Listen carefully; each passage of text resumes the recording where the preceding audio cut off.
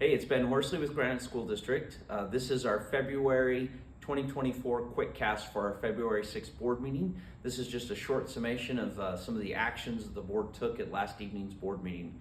We were first, every month we usually have a capital and construction update provided by Justin Nagel and Don Adams, our assistant superintendent, and also Chris Karchner from BDK Construction, who oversees our two high schools. You can see the presentation and the photos both on the board report and also to be updated later to our GSD Future website. There was a sex education report as part of our administrative reports where they walked through the process and some of the materials that are being proposed. And you can see the full presentation of those materials. The board did not take action on any of those items last night. They will be taken up formally for adoption at next month's board meeting. And parents should have received an email with respect to how to be able to view those materials and review them and provide public comment.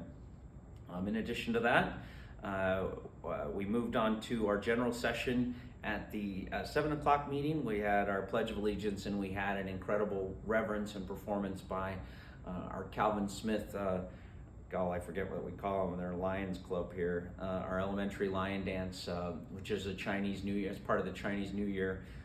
You can view the full video of that reverence on our Facebook page and also tied to our board report linked here as well.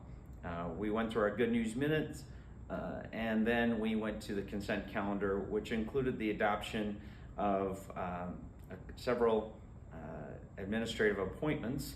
I wanted to point those out and highlight those for you. Amber Clayton was appointed to replace Becky Monson as our district reading specialist. And then also Lynn Rada was appointed to be a new school leadership and improvement director, replacing the retiring Tina West. The board also heard a presentation with respect to the adoption of the 2025 and 26 calendar. The survey results were shared and all that information as well as the option that was adopted are available on the website, again at graniteschools.org. The board approved its new handbook, a final version of that, and the Population Analysis Committee Director, Steve Hogan, along with myself and Assistant Superintendent Don Adams, presented the PAC recommended study items for the year 2024. You can review all of the options the board discussed, as well as the final recommendation, which is a 3500 South corridor study to deal with DLI and some of our small schools in that area, as well as some other issues with an incoming homeless shelter and balancing out those populations. So that will be, you'll see those meetings start to be scheduled in March and April timeframe.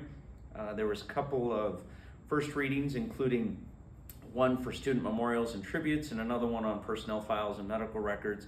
And the board finalized second readings on two policies, access and accommodations for individuals with disabilities, which deals with therapy animals, and then an employee health, safety, and immunization and workplace accidents update, which dealt with recommendations in terms of immunizations and some other guidance from the CDC to just bring our policy in line with current guidance. The board then heard a report from the superintendent and gave individual reports, and our meeting concluded about 9:30 last evening. Again, all the materials are available, including the presentations, on our website at graniteschools.org. And again, you can see those construction updates and photos at gsdfuture.org. Please let us know if you have any questions, and thanks for being a part of our Quickcast.